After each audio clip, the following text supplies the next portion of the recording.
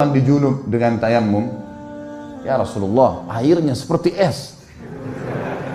Kalau saya mandi saya bisa sakit, mati. Saya pemimpin. Kalau saya sakit, saya pemimpin perang. Instruksi Anda, saya pemimpin. Nggak bisa, udara dingin di padang pasir. Maka saya tayamum. Kata Nabi SAW, kau benar. Umar yang tadinya marah, redam. Yang ketiga, kenapa kau biarin orang pergi, nggak ditangkapin? Ya Rasulullah, 300 orang. Lawan sekian ribu orang pasukan ini. Kalau kocar kacir pasukan saya, nyerang sana sini nangkap, kita akan dikalahkan pasti.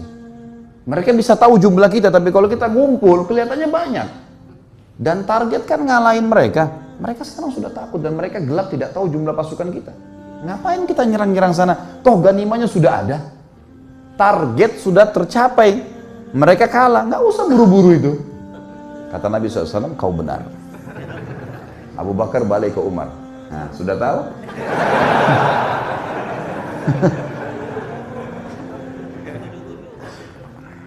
Jadi teman-teman sekalian, jangan sampai terlintas di benak antum kalau Nabi SAW ada yang beliau tidak tahu.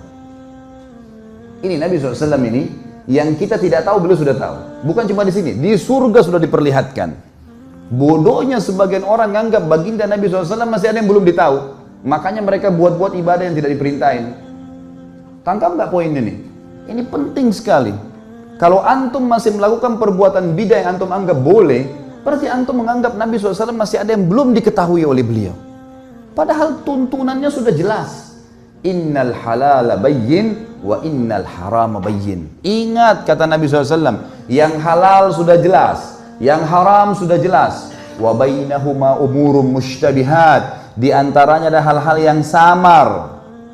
Siapa yang menyelamatkan dirinya dari hal yang samar-samar, faqad istabra li dini wa dunyah. Dia telah menyelamatkan kesucian agamanya dan dunianya. Wa man waqa'a fi syubhat faqad waqa'a fil haram. Siapa yang sengaja jurumuskan dirinya pada yang syubhat, haram atau enggak ya?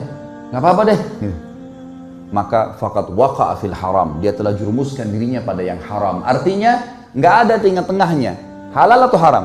Syubhat berarti haram, jelas agama Allah. Orang yang jerumuskan dirinya pada yang syubhat berarti jerumuskan adalah haram, seperti pengembala domba yang membawa domba-dombanya ke ladang yang luas, rumputnya lebih tinggi dari domba-dombanya dan dia tidak tahu domba mana yang dicuri oleh serigala. Kita nggak tahu ini halal atau enggak, lalu kita jerumuskan diri untuk apa? Jadi agama sudah sempurna, nggak butuh tambahan-tambahan. Banyak hal yang membuat umat Islam sekarang berselisih teman-teman. Tapi poin intinya kata ulama adalah mereka semua mengaku kembali kepada Al-Quran dan Sunnah. Semua. Orang liberal pun yang mengatakan Quran harus direvisi, boleh nikah lintas agama, semua orang agama masuk surga. Banyak syubhat yang mereka lemparkan. Mereka juga mengaku kami juga kembali kepada Al-Quran dan Sunnah. Tapi Al-Quran yang tidak sesuai dengan akal kami, tidak relevan, kami ganti.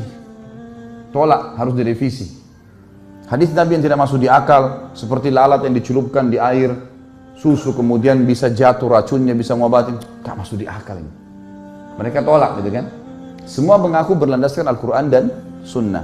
Tetapi yang membuat mereka menyimpang adalah mereka tidak mengikuti pemahaman salaful ummah. Siapa itu? Sahabat. Mereka anggap ngikutin sahabat itu kuno. Di zaman Nabi SAW itu ya zaman Nabi, zaman sekarang beda, harus diubah. Dan itu yang dikembangkan oleh Kemal Atatürk di Turki. Sampai mengatakan ada istilah Islam Arab, Islam Turki, Islam Persia. Sekarang Indonesia kan baru kena penyakit itu, Islam Nusantara. Zaman dulu sudah ada ini.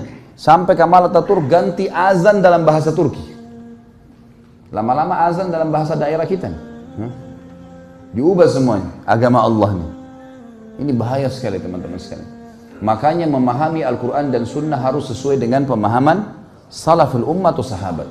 Pegang baik-baik hadis ini teman-teman. Kalau ini antum jadikan pondasi hidup, pegangan hidup, antum akan selalu aman. Ini jaminan, tiket dari Nabi SAW untuk siapapun yang bersyahadat sampai hari kiamat. Kata beliau, Yahudi terpecah menjadi 71 golongan, Nasrani 72 dan umatku 73. Yang 73 yang dibahas. Semuanya lewat neraka dulu. Nanti masuk surga, tapi lewat neraka dulu. Dibersihin dulu dosa-dosanya. Kecuali satu. Semua kita bertanya siapa satu, sahabat juga bertanya, Rasulullah siapa yang satu? Masuk surga langsung tanpa hisab deh. Kata Nabi SAW, "Maka ana alaihi wa ashabi." Yang mengikuti aku dan mengikuti sahabat-sahabatku. Inilah teman-teman yang dikumandangkan oleh teman-teman yang mendakwakan dakwah salafiyah dan dakwah sunnah di Indonesia. Yang selalu dikatakan aliran sesat, aliran keras, wahabilah segala macam. Padahal mengajak kepada perkataan para sahabat dalam memahami Al-Quran dan sunnah. Karena nggak boleh sembarangan, Al-Quran turun pada zaman mereka.